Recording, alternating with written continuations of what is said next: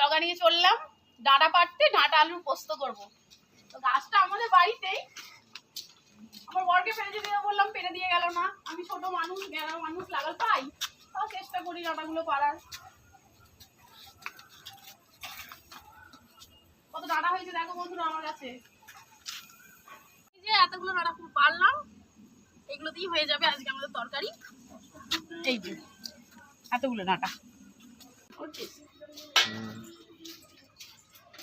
দেখো বন্ধুরা, আমি কড়াইয়ে 5 ফোড়ন দিয়ে দিয়েছি।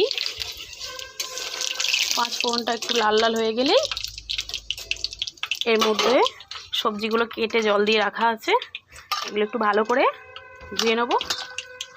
ধুয়ে নিয়ে এটা কড়াইয়ে দিয়ে দেব, ডাঁটা আলু একসঙ্গেই দেব। চলো এবার আলুগুলো লাল লাল করে ভাজা হয়ে গেছে, টমেটোগুলো দিয়ে এর সঙ্গে ভেজে নিয়ে নুন দিয়ে দেবো।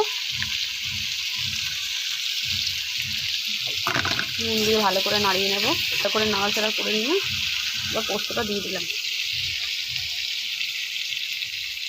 পোস্তটা দিয়ে দিলাম এর মধ্যে। পোস্তটা দেওয়া হয়ে গেল, এবার একটু নেড়ে নেবো। আবার সবাই একটু ঝাল ঝাল খাই, তো একটু লঙ্কা গুঁড়ো দিয়ে দেবো। লঙ্কা গুঁড়ো দিয়ে নেড়ে নেবো একটু।